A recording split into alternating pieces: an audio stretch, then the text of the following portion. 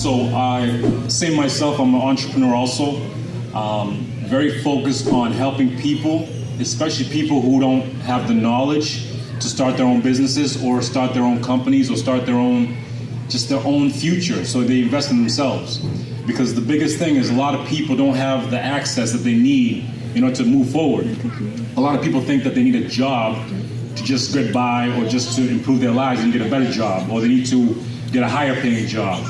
And now we're trying to focus on shifting that mindset away from not just having a job, because a job could be a great start, but learn that you can do your own thing. You can start your own business. You can start your own profession and increase your own worth, because you're only paid as much as the boss is willing to pay you. That's it. So if you make $100,000 a year, that's the cap. That's how much you're making. You can't make any more. Maybe you do a little overtime here and there, but it still involves your time into a company and making somebody else rich. So the thing we're trying to get away from is, instead of creating other people's wealth, we want you guys to create your own wealth. That's the biggest thing. And, right, let me start. All right. You can go. So with wealth, and like there's different ways to think about it. When people think about money, people think they want to be rich. This is a very small mindset for most people. You have to understand that rich is just a state of mind. It's I have $2 million, so I'm rich. That's not rich. If someone's making $100 million, you're poor to them. So you have to understand that rich does not equate into money. It does not equate. It's a saying of, I'm rich because you drive a Beamer. No, you're not rich. You just have an expensive car. You're rich because you live in a big house. No, you just have a big mortgage. So you've got to understand the big difference between rich, and the big thing I want you to understand is, we want to get you away from rich, and we want you thinking about wealthy. How do you become wealthy? How do you increase your wealth? How do you increase your net worth? Not increasing your richness. How do you increase your wealth? This is the biggest thing that people don't understand, especially people who work a job. If you work a job and you're making a lot of money, you think you're rich. If you're really wealthy, you can have no job and be a multi-millionaire without having to rely on somebody else to give you a check. This is the thing we're trying to get you away from. So today's subject, I really want to talk about first. I want to break down a little history first. The history will help you learn a little quicker, and so that way you can do your own thing as quickly as possible. But without the history, you're not going to understand why you're doing it. Now, can anybody tell me what this is? Okay, besides that, besides the obvious, what is this? Okay, money. What else? What is this? Okay, legal tender. Exactly. This is paper. It's just paper. It's just like a Post-it. That's all it is. The only reason it's worth something is because it says the United States on it. It's worth something because someone says it's worth something. If they told you that this does not exist anymore, it'd be pointless to even carry this. So the biggest things I want you to understand is, yes, you can have a lot of money, but you're not going to be wealthy. You can have a lot of this, you'll be rich because you have a lot of paper, but you're not wealthy because you don't have assets, or you don't have a business, you don't have something that can sustain you for a long period of time. This cannot sustain you for a long period of time. Does anybody know why this cannot sustain you for a long period of time? All right, that's the reason we do the history thing. Now, there's a big date that you guys need to understand. In 1971, something major happened. A lot of people don't even think about it, don't know about it. In 1971, what happened was they took all of this, we used to be backed by gold. So every dollar used to be backed by a piece of gold. The reason they went to this is because people used to steal the gold. So if you had a gold piece, a gold coin, somebody would shave off a little piece on the edge and give you instead of worth $5, it's worth $4.50, because they shaved off a little piece to take some money for themselves. So the government went away from that and went to paper money. They started printing money to get away from people stealing money from the gold. So the government went in 1971 and said, everyone everyone in the world, give us all your gold. It's illegal to own gold. That's what they went for. They said, this is the new tender, this is the new money. And the reason this is happening is because they want to make sure that any money they produce, only they can produce. So in 1971, they went to the tender, or they went to currency. Money turned into a currency. So now they can print more money anytime they want to. They can't make any more gold, but they can print more money. So the reason this is very important is because you need to understand that you can now not save, you can't save money anymore. You cannot save $100 and think in 10 years I'm going to still have $100 because of 1971. So now if you're thinking about, let's say, years, right? And money. Over the course of the year, the dollar is going to decrease in value. The reason it decreases in value is because of inflation. It's the same way back in 1971, a piece of gum was 5 cents. Today, a piece of gum costs $1 because the dollar is not worth as much. You have to spend more dollars to get the same piece of gum that they produced back in the day. Same thing with a car, same thing with anything you buy. You need to understand, 10 years from now, your money's not going to be worth the same. So there's no point in keeping paper in the bank account or keeping paper underneath your mattress. So how do you get away from this? And how do you help yourself in the future? The way you can help yourself is, first of all, understand that you have a skill and you need to make sure that you can use that skill to get some more money. So for my skill is building business and building a real estate business. But you need to understand that there's risk. Any business you're starting, any kind of self-profession, there's risk. And the biggest thing with risk is you have to understand time also. Time is very important. Time needs to play on your side. If you look at a kid and you tell them to sit for 10 minutes, they can't sit for 10 minutes because they know time is precious. That's why punishment is to sit in the corner, not to do nothing, because time is precious to them. They're growing so fast that time is, I need to do something now. I need something now. Same with you guys. You need to do something now to help yourself in the future. If you don't do anything, time's going to go by still and you're still going to be broke. So in the way you realize this is understanding risk. It's very risky to sit on your money because the bank does not pay you any money in interest on the money that you have. So the way you think about this is risk and reward. Risk and reward. What is my risk for not doing anything? You have no risk. Hey, you didn't take a risk. You didn't come up to the plate. You didn't even bat at all. You didn't even play in the game. You didn't jump in at all. So you have no risk. You have zero risk. All right? And your reward obviously is going to be zero also because you did not take any chances at all for yourself, for your business, for your future, for anything, any skill that you have also. If you didn't take any risk on trying to start something, you're not going to get any rewards from it at all. Period. This is simple. So now let's say you want to start something, you want to start building something for yourself and for your future. Let's say you take some time and you start a business. And I'm going to start with just a simple concept here. You need to understand, obviously, financials like income, assets, liabilities. We talked about these before. You should really understand these meanings. But the biggest thing is, let's say you take $20,000, all right?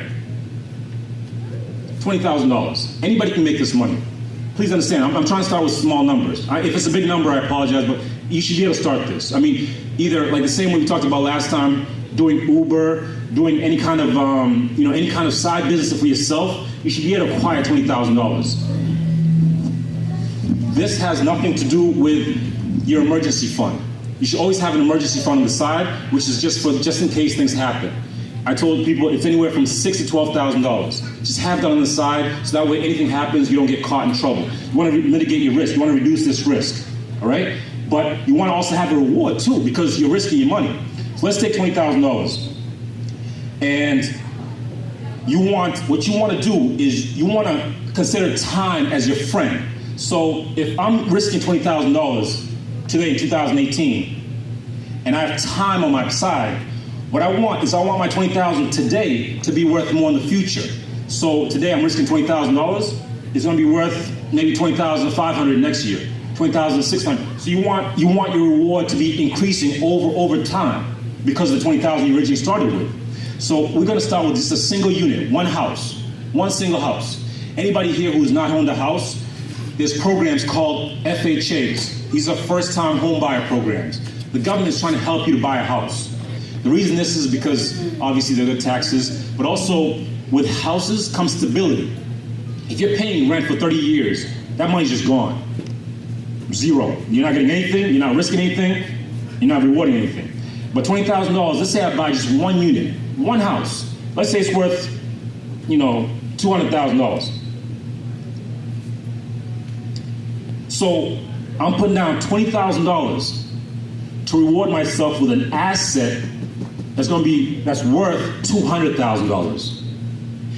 In any other time, there's nothing I can do that can make me $20,000 to be worth $200,000. It's going to take even longer time to save $200,000. But if I could take $20,000 and get into something that's worth $200,000, even if it's a 2-bedroom, 1-bath house, and you live by yourself, you and your kid or you and your wife, you're right now going to become much wealthier than the person who's just renting and not taking any risk at all because they have no reward. Now, we're just talking about one unit here. The biggest thing also is you need to understand that with the risk you're taking, you have a greater chance of a higher reward. So if I buy a house for $200,000, I put down $20,000, and I rent one room for $500 a month, I'm bringing in money every single month with my $20,000 on top of that. So now not only do I have an asset that has me $200,000 sitting because I can see it, but also I'm getting money, residual money, every single month from the original $20,000 every single month. That's how the wealthy think. They don't think about right now. They think about the time. I have time. I have 10 years, 15 years, 20 years, 30 years. You guys are going to live for a long period of time. So you need to understand that in order to increase your wealth, you need to increase your education by taking the money that you have now and have it leverage yourself because you have time on your hand to be able to increase your reward. If you have a business, let's say you start a business and it costs you $5,000, just $5,000, and you're working, and let's say 10 years from now, you put in the time, you put your grind in. If that business is worth even $500,000, you just took the time and leveraged it from the $5,000 into $500,000 in 10 years. You can never save $500,000 because people are petty. People want to spend money on stuff right now. I want the shoes, I want the car, I want the vacation, I want this and that. But if you realize that the risk that I'm taking by taking that vacation is my future, you're gonna think a lot smarter than the people who just think about the rich stuff, which is the cars, the watches, the jewelry, and all these other major things that people don't understand that are causing them to be poor. Now we talked about risk and reward. If you want to think about even larger things, businesses are great. You need to understand that you need to start your own business, period. I mean, we can help you start your own business. We can help you get into a house. We can help you find financing for the houses. We need to take these gifts that people are giving you, which is like the FHA. If you're in the Army, they have VA loans, which means you don't put down any money at all. It means I could put down zero money and get something that's worth $500,000. But if you don't know that, you would never even research that. You need to understand there's stuff out there that can help you become wealthier. And the only way you can do that is taking a little risk, using time over a long period of time to grow that reward. Because you need to be patient. Yes, you can get a house and flip it. That's fine. But that's not becoming wealthy. That's trying to become rich. Because if I take a property and the property is worth $100,000 and I put in $20,000, I'm in it for $120,000. I sell it for $200,000. Yes, I made $80K, but that's $80K they're going to tax me on. They're going to hit you hard because that's capital gains. You need to understand this, that yes, it's great to maybe get this money right now to move into bigger things, but you need to understand that this step right here is much riskier for yourself, because if the market tanks like it happened in 2008, you're stuck with a house that you're maybe not even living in. Maybe you can't rent it, depending on the location, depending on where it is. But also you're not going to get your $80K, and also on top of that, now you're stuck in the house and you can't make any other moves with it. So you need to understand that, yes, maybe you want to flip a house once or twice. You need to be careful in taking that risk, because the reward might be great, but also there's a chance to get taxed, and there's also a chance of losing that house, because let's say you can't afford the payment. That's what happened in 2008. A lot of people lost their houses because they could not afford the house that they bought. They over-leveraged, meaning they put too much risk on the table, and their reward was zero. They actually even went negative because now they're in foreclosure and losing their houses. So the mindset that we have right now as just African Americans is we want to be rich. We want to be rich, I want to be filthy rich, I want to be diamonds on my neck, I want, the latest hair. But we need to get away from that mindset and go to the wealthy, which is long-term, obviously risking as little as possible with the highest chance of reward. This is how you understand that wealth builds over time. You cannot get rich, you cannot get wealthy overnight. You can't. And even if you put, let's say you put an example of playing the lottery. Yes, okay, so my reward's gonna be great. My reward's gonna be great by playing the lottery. I'm gonna get $1, I might win $10 million. But the probability of winning that is 1 in $20 million, or 20 million chances. It does not make sense in terms of the wealthy. The wealthy never play the lottery. The lottery is for the poor people. You never see a billionaire scratching tickets, ever. The math doesn't work out. So you need to understand that the fact that the dollar is losing money, you need to understand how I could take my money, the paper, and put it into something that could reward me in the future, because I have time on my time on my side. If I take a lottery ticket and I scratch it and I lose that dollar's gone. The government just had that money. Now that risk is zero, the reward is zero, and you just wasted even more time, because you got to go back now to the marketplace and make more money and try to play another lottery card and try to scratch it again and win again. The African American mindset needs to shift away from richness and into wealth. We're so smart, we're so given, and we're actually people that can gather together and do something even larger, but a lot of people don't do it because they think of themselves. They think of, I need to get rich, I need to get this, but we need to get wealthy together, because that's why we give this information. If I didn't do this in the past, right now I have about 13 properties. The reason I have that is because I took the time to think about, okay, I can take this $17,000 and go buy a new car. Or I could take this $17,000 and buy 4 units. I can go buy 4 units, 4 houses with $17,000 in one building. You can even ask anybody that knows me. I have these in Dorchester. Now, the reason I buy 4 is because they allow you to buy up to 4 houses on your first house, on your first-time home buyers. They allow you up to buy 4 houses. They say you have to live in one. They say you have to live in one, but you can do whatever you want. I can live there for a day and say, I decided not to move there, I'm gonna rent it out.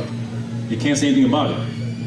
So I took my $17,000, bought 4 units, because I knew in 2018, those 4 units are gonna be worth a lot more than I paid 5 years ago. That's learning that time is on my side. Learning that the risk I'm taking for $17,000 is gonna be worth a lot more in the future. So now with the 4 units, every year, the rent goes up. But every year, also, my mortgage goes down every year. So the fact that I have 4 people paying my mortgage down, and I originally put in $17,000, and now my asset's worth $500,000 or more. I haven't gotten an appraisal in a while. Now, do you understand how the risk I took of $17,000 is worth so much more today? Yeah. It's simple. It's not going for the rich, but going for the wealthy. Mm-hmm. How long would it take me to make $500,000 in 5 years? 5 years. I'd have to break my back. I have to really push myself to a level that's, you'd have to, I would not be here because I'd be still pushing for the $500,000. Yeah. This is what you need to understand, that the rich think about now, the wealthy think about the future. Anybody can buy 4 units on their first house, and we can teach you how to do that. And understand that the time is going to increase the value of that asset. But the risk I took of $17,000 is worth a lot more now because I decided to take that risk back in the day. That's why I suggest each one of you, however much money you have, I don't care if you have zero money, negative money, $100,000, you need to understand that whatever you have now is not going to be worth that much in the future because of the 1971. That's why we started with the history. So you need to understand that that money is going to be worth less the more years you have it sitting, it's just rotting. So you have to think of your money as like a bowl of apples, okay?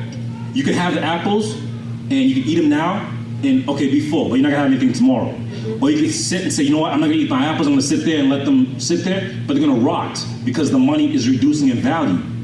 So you need to understand that I need to take these apples, whatever apples I have, I need to take them and make them into some juice and sell the juice. I need to make them into applesauce and sell the applesauce. I need to maybe preserve them, make, apple jam. You need to think creatively, especially with the apples that you have. Everyone has a bunch of apples. It's all about what you do with your apples, though. I decided to buy 4 units. You can decide to start a business. If you want to start selling hair, selling clothes, that's fine. You're taking your apples and doing something else with it to try to make yourself, hopefully, over time, make yourself wealthy. Thank you, guys. Wow.